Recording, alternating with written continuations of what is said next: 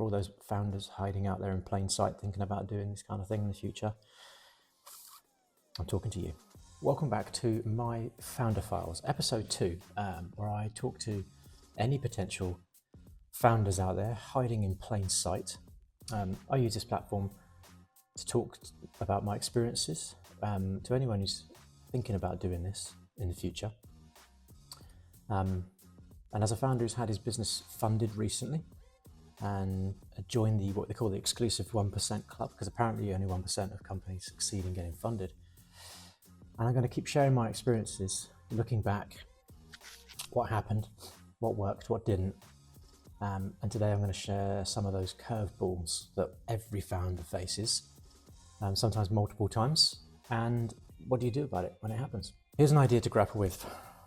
First thing, I don't think the best founders are necessarily the ones with the perfect plan. I'm not sure that exists actually. But I think the best founders are the ones who know how to roll with a bad one, or to roll with just what they've got. And that's really the most important thing of this. Now, several times we were making progress forward, several times everything was all lined up. Planets, the stars, the lot. The deal was ready, everyone was ready, the money would be with us. And then out of the blue, you get one of those emails or one of those conversations that happens that delays or completely derails the plan. It might not be a big deal on the face of it, they often aren't, but because of all the moving parts and the multiple parties involved, plus also, I suppose, the pace that things naturally go. Things find their own speed. It's a bit like water finding its own level. Everything moves at its own pace. And then with all those things combined, all the stars now are suddenly not in alignment. You're suddenly not cruising now to that finish line.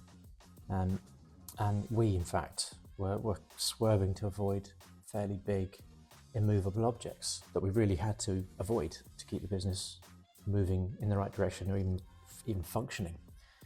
And that's normally, as was in our case, that presented us with a situation. You got another month to make your resources, or another month, maybe 2 months, another 3 months, to make the limited resources you have last and spread them even thinner and further than you ever dreamt was even possible.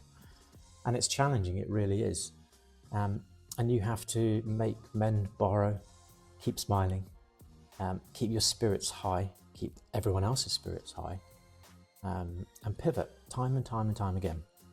And having some really good people around you does make a huge difference. You need 1 or 2 people who really, really, truly believe in you. One person who's really got your back, and then the team around you who believe in you and what you're all working towards as well. Those things help. And those moments won't just test your readiness and your resolve, they define it, I think. You can do as much planning as you want. If you can't handle the unexpected whilst you're raising, you're going to get eaten alive by the time you actually do get that funding, and trying to run the business, because it doesn't, things don't get easier. You might be surprised to hear. You think big check lands, and everything is gravy. Of course, that's not the world. So, lessons for any future founders hiding in plain sight. You can have all the ducks in the row you like, your data, your docs, whatever, and you should. Just don't believe me. Don't think that I should ignore them. You get everything you possibly can in place, but always expect the unexpected, because your team and your investors will smell the chaos a mile away, like blood to a shark if you're not. So assume something will change last minute, and be pleasantly surprised if it doesn't, but be ready for it, and plan for it mentally so that you respond, or no, you react rather than respond, I'd say, but also operationally so that the business can be repositioned as it needs to be.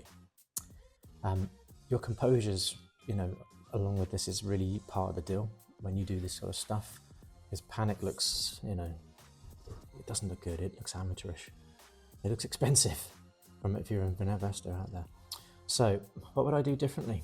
I'd probably just think through scenarios a little bit more. I'd put together like my own head, or whether it's on paper or whatever, but maybe a curveball kit, a few alternatives.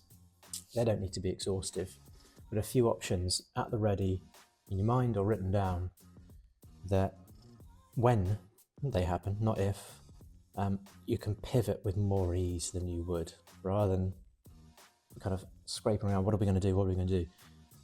Work through those ideas and what the pivot will be, and you'll be ready for almost any situation.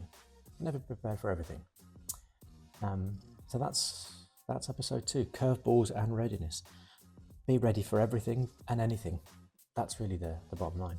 So that's all for episode 2. I'm starting to enjoy these now. A little bit cathartic. I hope someone out there is enjoying these too. Give us a like and a comment and a subscription, maybe, so you can listen to more of these. These will get better and better, I think. I hope. Let me know. Anyway, that's all for episode 2. Talk to you next time.